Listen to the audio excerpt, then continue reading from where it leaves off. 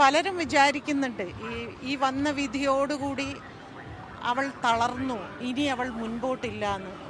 ഒരു ഇഞ്ച് പോലും അവൾ തളർന്നിട്ടില്ല. അതിശക്തമായി തന്നെ മുൻപോട്ട് അവൾ സഞ്ചരിക്കാൻ തന്നെ തീരുമാനിച്ചിട്ടുണ്ട്. നിയമത്തിൻ്റെ ഏതറ്റം വരെ അവൾ പോകും. ഇനി എന്തൊക്കെയാണ് അവിടെ സംഭവിക്കുന്നത്, ഇതിനപ്പുറമൊന്നും ഇനി അവൾക്ക് അപമാനം അനുഭവിക്കാനില്ല. അത്രമാത്രം അപമാനം ആ 2 മണിക്കൂർ ഒരു കാറിനുള്ളിൽ സംഭവിച്ചതിനേക്കാൾ കൂടുതൽ അപമാനം അവൾ അടച്ചിട്ട കോടതി മുറിക്കുള്ളിൽ അവൾ അനുഭവിച്ചു. അതുകൊണ്ട് തന്നെ അവൾ ഇനി ഇതിൽ കൂടുതൽ എനിക്കൊന്നും സംഭവിക്കാനില്ലല്ലോ എന്ന രീതിയിലാണ് അവളിപ്പോൾ ഈ പോസ്റ്റ് ഇട്ടിരിക്കുന്നത്. തീർച്ചയായിട്ടും അപ്പീൽ പോയിരിക്കും. അപ്പീൽ ഉറപ്പായിട്ട് പോകുമെന്നുള്ളത് അന്ന് തന്നെ തീരുമാനിച്ച കാര്യമാണ്. പിന്നെ ഔദ്യോഗികമായി അവൾ തന്നെയാണ് ഞാൻ ഇനി മുൻപോട്ട് സഞ്ചരിക്കുന്നു എന്ന് പറയേണ്ടത്. ഞങ്ങളെല്ലാവരും ഉള്ളിൻ്റെ ഉള്ളിൽ ഇത് സംസാരിക്കുകയൊക്കെ ചെയ്യുന്നുണ്ട്. അതുകൊണ്ട് തീർച്ചയായിട്ടും അപ്പീൽ പോകും, നിയമത്തിൻ്റെ ഏതറ്റം വരെയും പോകും.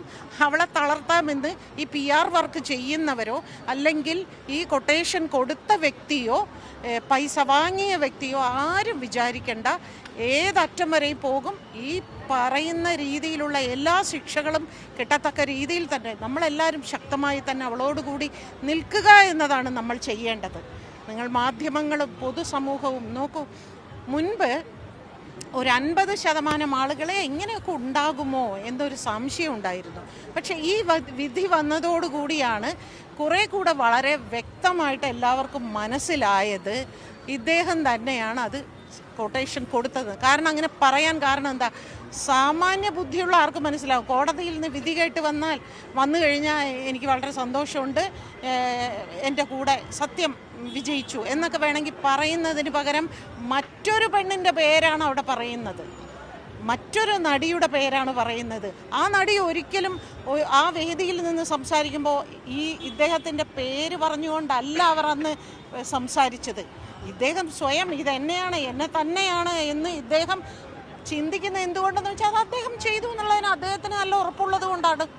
അപ്പോൾ ഇനിയും അദ്ദേഹത്തിൻ്റെ ഈ വില്ലനിസം തീർന്നിട്ടില്ല.